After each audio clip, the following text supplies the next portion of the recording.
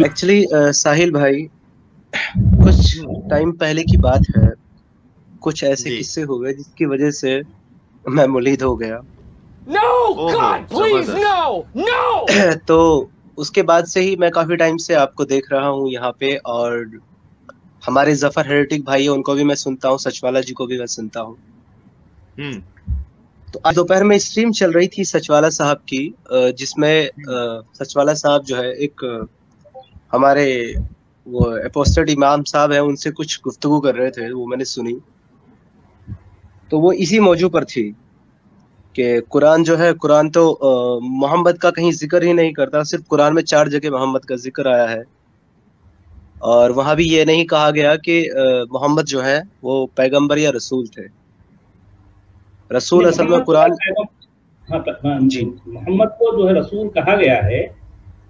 जी मैंने जो बात की है वो यही है कि मोहम्मद तो खैर रसूल हैं, सही बात है जी। जी। तो मेरा असल में सवाल जो है आपसे वो इस मुतालिक है कि जैसा कि आयत नंबर 55 जो है सूरह आल इमरान की, उसके अंदर लिखा हुआ है कि जो ईसा के मानने वाले हैं और जो ईसा के इनकारी हैं, वो हमेशा उनके दर्जे बुलंद रहेंगे। जो ईसा के मानने वाले हैं उनके ऊपर जो ना मानने वाले हैं, और आगे लिखा है कयामत तक, यौमल कियामती। जी तो जी जैसा कि मुस्लिम दावा करते हैं कि मोहम्मद सल्लल्लाहु अलैहि वसल्लम के उम्मती हैं हम लोग, और कयामत तक उनके मानने वाले कामयाब रहेंगे। जी तो इस आयत के मुतालिक मैंने भी एक आलिम से गुफ्तगू भी की थी कि जब जी मोहम्मद के मानने वाले कयामत तक कामयाब रहेंगे, तो फिर ईसा के बारे में कयामत तक का जिक्र क्यों कर रहा है अल्लाह किताब के अंदर? जी। तो इसमें तो मेरा उन्होंने सवाल क्या ये है जवाब कि जी, उन्होंने आलिम मेरा साहब सवाल ने क्या ये है, जवाब दिया? आलिम साहब ने आपको आपके सवाल का क्या जवाब दिया? आलिम साहब ने मुझे सिर्फ घुमाया राउंड राउंड, जो कि इनका काम है, जो करते हैं ये लोग। जी वो कहीं मुझे उनकी पैदाइश पे ले गए, कहीं वो उनके दोबारा आने पे ले गए, फिर बोलने लगे कि उम्मती बन के आएंगे। तो खैर उनसे मैंने पूछा कि जब वो उम्मती बन के आएंगे तो फिर उनको फॉलो करने का मतलब ही क्या है? उम्मती को थोड़ा ना फॉलो करेंगे, फॉलो तो रसूल को किया जाएगा या पैगंबर जी को किया जाएगा। अब जी जो वो उम्मती बन के आएंगे तो उनको फॉलो करने का तो मतलब ही नहीं बनता कयामत तक। जी। लेकिन कुरान सही। कह रहा है कि उनको फॉलो करने वाले कयामत तक कामयाब रहेंगे। तो ये तो आपकी बात मेरी बात मेल खाती ही नहीं है, ना कुरान की बात जी मेल खा रही है आपकी बात से। जी मेरा तो छोटा सा सवाल ये है सचवाला जी, जी कि अगर देखो, ये तो जाहिर है कि मोहम्मद रसूल नहीं थे, ना कोई नहीं, पैगंबर मोहम्मद थे। रसूल नहीं नहीं नहीं वैसा नहीं। आप जो है लफ्जों में जो है बड़ी अहमियत होती है। जी आपको वही कहना है जो कुरान कह रहा है। मोहम्मद को कुरान रसूल बताता है। अच्छा। जी। नहीं, एक्चुअल आप अपना सवाल तो रखें, क्योंकि मोहम्मद बीच में आएगा तो फिर वो दूसरा मसला शुरू हो जाएगा। आप अपनी बात करिए, करें जो भी। जी जी, मेरा सवाल ये है कि एक तरह से ना मोहम्मद का इनकार किया जा रहा है आप लोगों नहीं, की तरफ आप से भी, ऐसा और करें। मुझे हम लोग। जी नहीं देखिए, नहीं यहाँ लफ्जों को आप बहुत इम्पोर्टेंस देकर जो है, मतलब ये इनकी बड़ी इम्पोर्टेंस होती है। वो बहुत स्पेसिफिकली आपको, मैं क्योंकि मैं भी बहुत नाप तोल कर जो है लफ्ज इस्तेमाल करता हूँ। देखें, मैं कहता हूँ जी मुसलमानों का नबी या कुरान का नबी, मैं जी उस नबी का नाम मैं मोहम्मद मैं नहीं रखता, ये मुसलमान रखते हैं। जो कि जी जी कुरान जो है मुसलमानों के नबी को मोहम्मद नहीं कह रहा, क्योंकि कुरान के जी नजदीक जो कुरान का नबी है वो हाजिर है, और जो है जो मोहम्मद है वो गुजरा हुआ है। गुजरा हुआ है, गुजरा हुआ सही है बात है। जी। तो मैं से ये सवाल करना चाहता हूँ कि अगर हम इस्लाम मजहब में माने तो हम किस नबी की पैरवी करें? मेरा सवाल ये है। या फिर हम इस्लाम मजहब को पूरी तरीके से ही तर्क कर दें? नहीं, खैर इस्लाम का मामला तो असल में जो कि इस्लाम एक आइडियोलॉजी है और उसके पीछे पॉलिटिक्स है। जी इस्लाम जैसा कुछ आज हमें नजर आता है ना, वो जब जिस वक्त भी वो ये शक्ल इख्तियार कर गया, वो असल में एक पॉलिटिकल आइडियोलॉजी का नाम है। ठीक है, जी जी इस्लाम जिस पॉलिटिकल आइडियोलॉजी का नाम है, उसका रूहानियत से कोई ताल्लुक नहीं है। इस्लाम क्योंकि दीन है, और दीन कहते हैं सिस्टम को, और इस्लाम के मुताबिक ये दीन या ये सिस्टम पूरी दुनिया पर छाना चाहिए, छा जाने के लिए ये दीन जो है आया है। आप समझे बात को, ये पूरी जमीन पर छा जाना चाहता है, अपनी आइडियोलॉजी पूरी जमीन पर जो है नाफिज करना चाहता है, भले वो कोई भी तलवार से हो या तशद्दुद से हो, किसी भी तरह से। अब आप इस्लाम में जो है जब आप देखते हैं कि तो जो भी करेंगे वो इस्लाम को फॉलो कर रहे हैं, तो जो है जाहिर बात है पॉलिटिकल इस्लाम को आप फॉलो कर रहे हैं। अब आपका ये सवाल है कि हम किस नबी को फॉलो करें। असल में मसला है कि जो है कुरान या फिर जो है इस्लाम को मैं क्योंकि एक कोई रियलिटी नहीं समझता, क्योंकि कुरान जैसा कुछ है उसमें बड़े कॉन्ट्रडिक्शंस हैं, समझे। तो आप फॉलो करने की बात जब करेंगे तो मैं कहूंगा आपको फॉलो करना है अपनी अकल को। आप समझिए, अकल ही आपकी रोशनी है, इसी रोशनी की बुनियाद पर जो है आप अपना रास्ता तलाश सकते हैं। कोई किताब, कोई दीन, कोई जो है इस तरह का जो है कोई मजहब आपको रोशनी नहीं दे सकता। इसमें सारे अकीदे होते हैं, इसमें सारा मानना होता है। इस्लाम का सारा जोर मानने पर है, जानने पर नहीं है। और जानना जबकि असल बात है, और जानना ही असल में अकल है। आप अकल की रोशनी में अपने रास्ते तलाशने की कोशिश करें, ये असल में यही उसकी पैरवी करना है। पैरवी करेंगे आप अपनी अकल की, समझ गए आप? जी जी। अच्छा समीर जी, आपने ऑलरेडी छोड़ दिया है ना इस्लाम? जी जी, असल में मामला ये हुआ था, मैं आपको बताऊं साहिल जी। हाँ, वो थोड़ा बताइए जरा, दर्शकों को भी बताइए, व्यूअर्स को भी। मैं एक्चुअली बचपन से ही हमारा जो माहौल है, हम लोग सुन्नी मुसलमान फैमिली से मैं बिलोंग करता हूँ जी। लेकिन इंडिया से ही आप बताना चाहेंगे?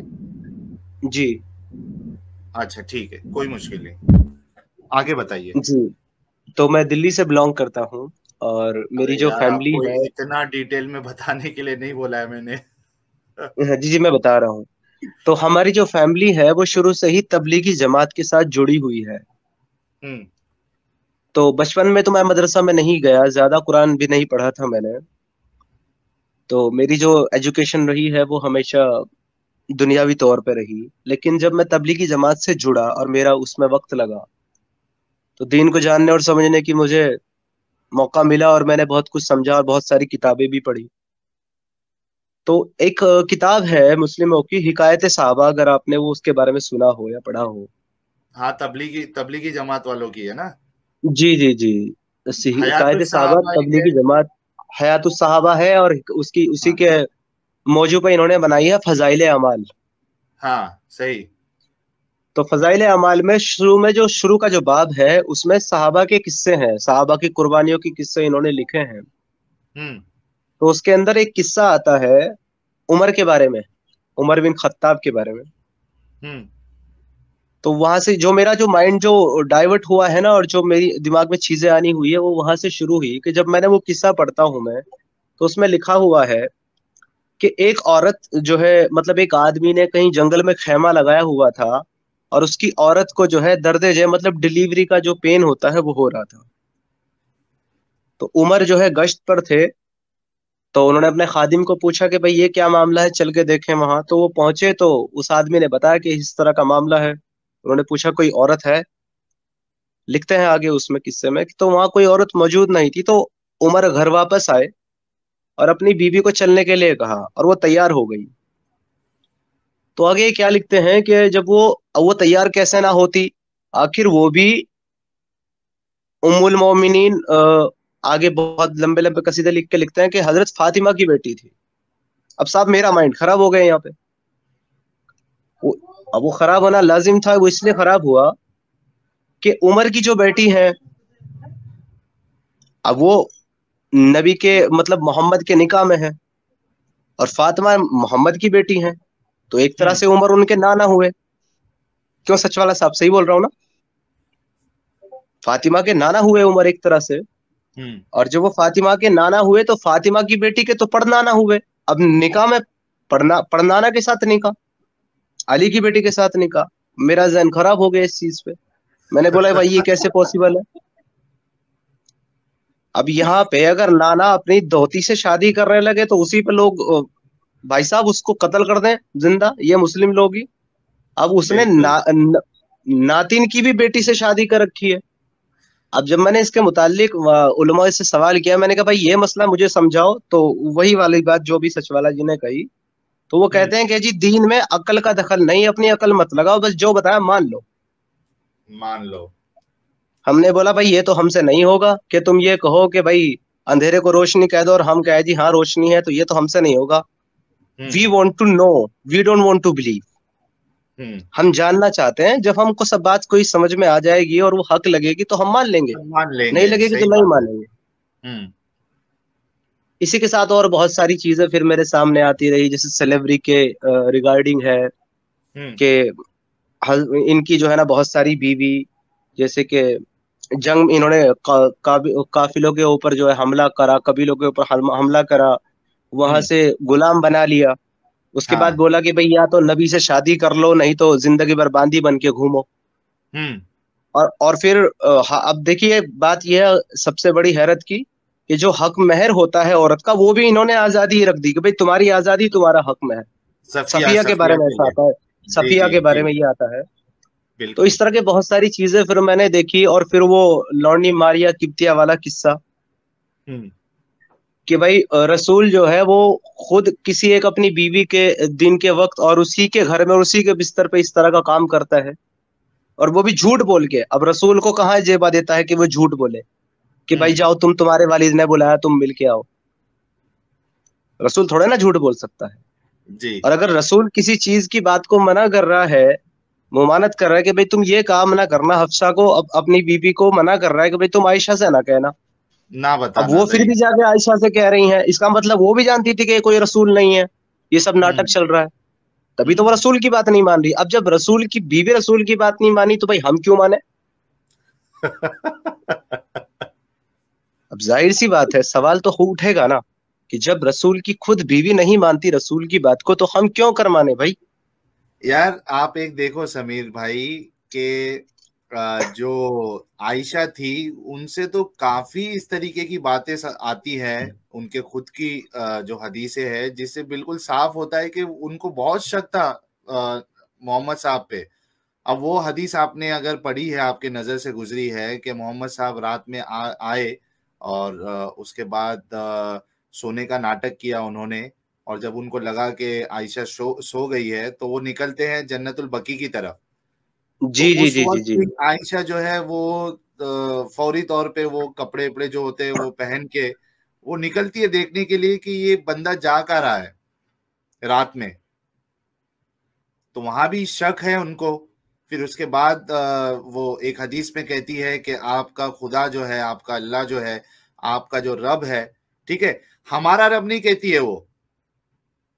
ये समीर भाई, ये आपको गौर करना पड़ेगा आयशा की बात पर। जी जी आपका रब आपकी ख्वाहिशों को पूरी करने में बहुत घाई करता है, बहुत जल्दबाजी करता है जी। है ना।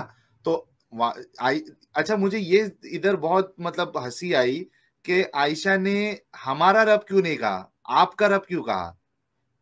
तो क्या वो छुपे तौर पे वो भी एक एक्स मुस्लिम ही थी? देखिए साहब, यहाँ पे माशाल्लाह आप लोग जो है ना, मतलब चलो खैर ऐसा बोलना तो चाहिए नहीं, मेरी आदत में शुमार है। आप लोग मुझसे ज्यादा नॉलेजेबल पर्सन यहाँ बैठे हुए हैं, और बहुत सारे नीचे लोग भी सुन रहे हैं जो काफी ज्यादा नॉलेज रखते हैं। मैं तो खैर एक अदना सा आदमी हूँ जिसके पास ना तो इल्म है ना ज्यादा अकल है, पर मैं एक चीज बहुत साफ वाजे तौर पे मैं समझा हूँ इस्लाम के मुतालिक, जब मैंने मुताला किया है कि मोहम्मद का जो पिछला स्ट्रक्चर है और उसकी जो तालीम और उसकी जो तरबियत है, उसके मुताबिक सिर्फ एक ही बात समझ में आती है कि अरब का उस वक्त का जो माहौल था, वो हुकूमती तौर का माहौल था कि हर एक इंसान हुकूमत करना चाहता था। और जब इन्होंने ये देखा कि भाई ईसाइयत के अंदर इस तरह का मामूल है कि जो उनके बड़े उलमा होते हैं, जो बड़े उनके दीन के जानकार होते हैं, वही हाकिम भी होते हैं, तो इन्होंने उसी आइडियोलॉजी को फॉलो करके अल्लाह का नाम गढ़ा, इस्लाम गढ़ा और कुरान को गढ़ा। हालांकि कुरान को अगर आप ध्यान से पढ़ें और समझें, तो आपको ये साफ वाजे तौर पे मालूम हो जाएगा कि कुरान कुछ नहीं है, पिछले जो कुछ पहले रिलीजन थे, जैसे ग्रीक थे, और आपके ईसाइयत थी और यहूदियत थी, उनकी किताबों से उठाया गया, कॉपी किया हुआ सिस्टम है सारा। उसी से इन्होंने लिया है। और जो लोग ये कहते हैं कि भाई इस्लाम, चलो मजहब गलत है, हमारा सही है, तो मैं वाजिब तौर पर एक चीज कहना चाहता हूं कि वो सारे ही गलत हैं। वो इसलिए गलत हैं क्योंकि उन्हीं से तो भाई साहब 90% कुरान उठा करके इन्होंने कॉपी पेस्ट किया है।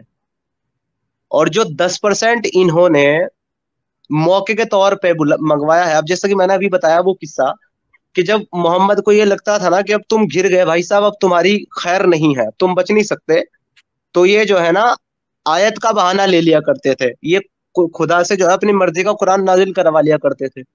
जैसे कि उन्होंने उस वक्त भी नाजिल करवा लिया कि तुम क्या समझते हो कि अगर हम अपने रसूल से तुमको तलाक दिलवा दें तो हम तुमसे बेहतर बीवियां उनको अता कर देंगे। मतलब डरा के रखा है एक तरह से अपनी बीवियों को भी कि भाई बगावत ना कर दें। तो ये लोगों को बेवकूफ बनाने का काम किया है। इससे ज्यादा और कुछ नहीं मैं समझता कुरान में, कि सिर्फ हुकूमत करने के लिए और अपनी रोजी रोटी चलाने के लिए और अपना नाम ऊंचा करने के लिए कुरान को गढ़ा गया है। इससे ज्यादा कुरान कुछ नहीं है। और जो लोग इनके साथ थे उन लोगों को इन्होंने बार बार 72 हुरे और जन्नत का लालच दे करके इनसे जो है जंगे करवाई है हुकूमत हासिल करने के तौर पे। मेरा तो ये मानना है। बिल्कुल, बल्कि लालच भी दिया गया, क्योंकि अगर एक और वो एक स्पेसिफिक हदीस हम चलाएंगे, उस पर पूरा एक डिस्कशन करेंगे कि माले गनीमत में से जो है मोहम्मद साहब ने कुछ लोगों को उनके साथ इंसाफी नहीं, इंसाफ के साथ काम नहीं लिया, बल्कि ज्यादा उनको दिया। तो जो बाकी के जो लोग थे वो एतराज करने लगे और काफी डिस्कशन उनका पीछे चला कि यार ये तो मोहम्मद साहब जो है वो तो नाइंसाफी कर रहे हैं, ये कर रहे हैं। उसके बाद वो बात मोहम्मद साहब तक पहुंची तो वो वहां पे कहते हैं कि ये लोग अभी अभी इस्लाम कबूल किए हैं, तो इनको थोड़ा यानी इस तरफ माइल करने के लिए मैंने इनको ज्यादा दिया है। तो ये अब लालच नहीं कहेंगे इसको तो क्या कहेंगे? लालच की बात तो एक और भी है कि आप यहाँ समझिए कि अक्सर जो है, अक्सर बेशतर तौर पर ये जो मुस्लिम है, ये जो मुस्लिम स्कॉलर्स हैं, ये अपनी किताबों में बड़ी लंबी चौड़ी कहानियां लिखते हैं कि भाई मोहम्मद के ऊपर बड़े जुल्म किए कुफ्फारे मक्का ने और उनको परेशान किया। हालांकि एक चीज वाजे तौर पे मिलती है हमें खुद हदीसों की किताबों में ही, कि जब हिजरत करी इन्होंने मक्का से मदीना की तरफ, तो करने के बाद में जो मक्का वाले थे वो इनके सर से पनाह मांगते थे, क्योंकि वो जानते थे कि भाई ये झूठी हदीसें गढ़ते हैं, झूठ बोलते हैं, बहतान लगाते हैं।